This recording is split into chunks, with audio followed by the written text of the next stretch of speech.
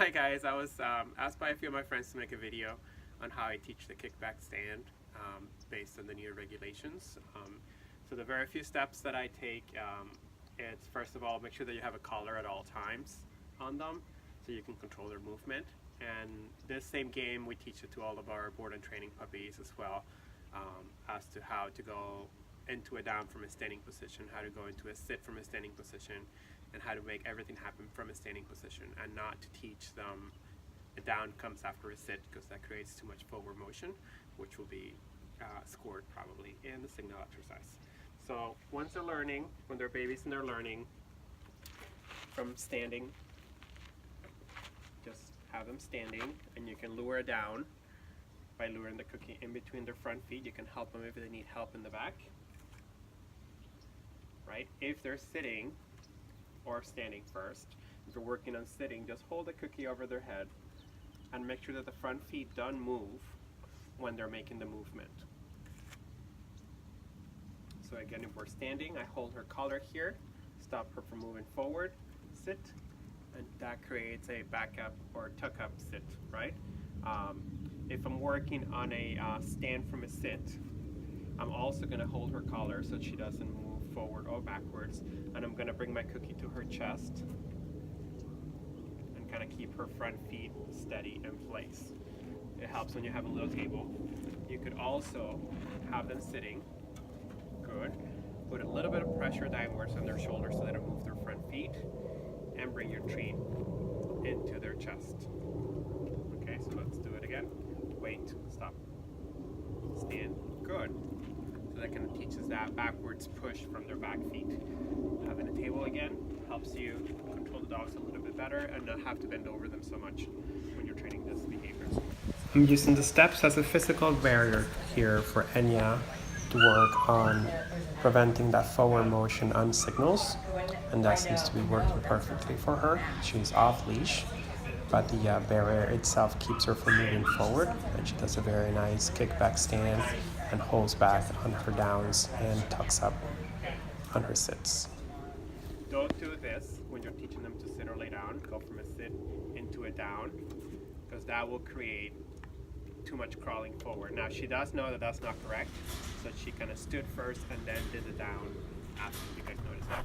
Smart little girl here. She knew that was wrong. She stood first and then she lay down. Very quick girl. You know, muscle memory kicks in always. Good. So if you're trying to keep the front feet steady, treats to the chest up. Good. Reward there and release. Good job. Now that part is easy because it's easy to always control the dogs when they're so close to you. Now the harder part is when you have to add more distance. So that's when I use a flexi. Every tool has its place.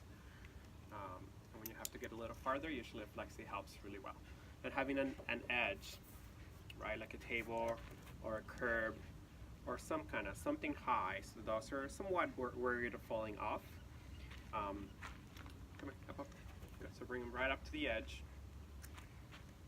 They should, by this time, if you're working on this, be able to do signals and verbal command. Even if it's just up close, they should be able to, and yeah, ready? Stand. To kick back in place, down, to down in place, sit, and to sit just about 4 feet away. That's fine. We don't have to get too complicated. Up, ready? Good. Up here. Good. Up on the edge. Dogs should always, all obedience dogs should know opposition reflex. So if I pull on the collar, she needs to pull backwards and not come with the pressure, because I did not say that that sitting cue was overridden by any stand or release word. So if I pull in, she should pull backwards the other way. So if I have that in place, and yeah, stand. Takes a little bit of time because now she's thinking about the leash and the table. So I'm going to keep the leash, the pressure constant, and just going to help her move. Good. And a cookie there. Then release her and reset her up. So sitting over here. Perfect. Good. Stand. Nah, that's nice. Good job. So she was just stuck mentally. So we just help her out. We move her. We don't keep on asking, because then they keep on stressing. And then they're just going to learn that that's a bad thing. If we are working on, let's just do that one more time before I do the next thing. Sit. So right up on the edge. So they're afraid of falling, so they self-correct if they move forward. A little bit of pressure forward. Stand. Good job. Very good. Good. I keep the tension on the leash constant as I'm treating as well. So she should sink her body back and not try to come up to the cookie. I'll bring the cookie up to her or reward her from behind like Sylvia Bishop does. Good. So if I'm working on a sit, right, as well, sit from a distance, from a down, I'll put pressure forward, sit, and that will keep her contained in one little spot. Keep the tension constant. Good job. As they get better, we can start adding more distance, always with the leash, to help them with that muscle memory. Okay. Good. So I'm over here, back. Good job. Sit. Good. So now I'm going to pull her away from the edge, so there's not as much of this pressure right here, but I'm going to walk farther out. And keep the tension forward. Ready? Stand.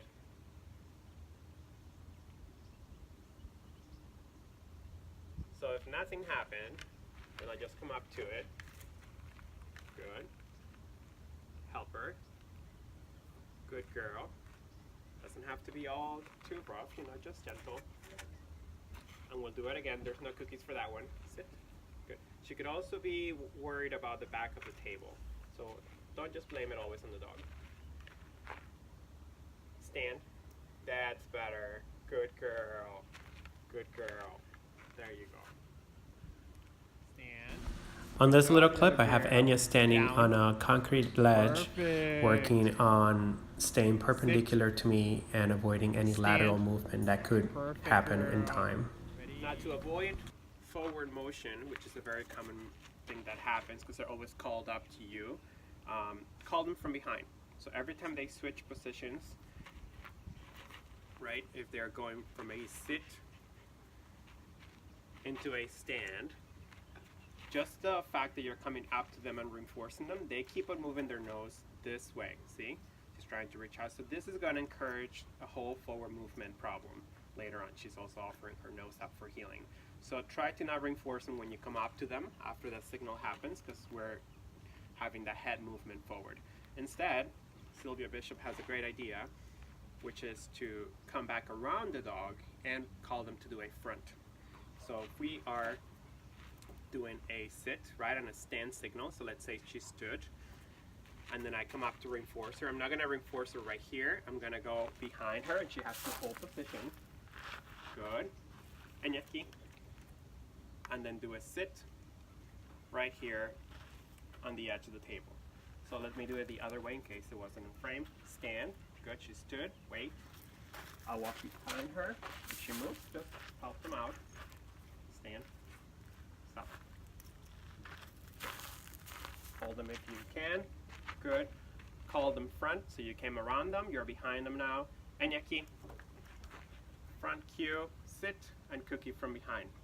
And for every position change, come back around them and call them to do a front. So the reinforcements are always in the back, and they're always thinking about going backwards and not coming up to you. So that will also help you with that forward motion if you have problems with that.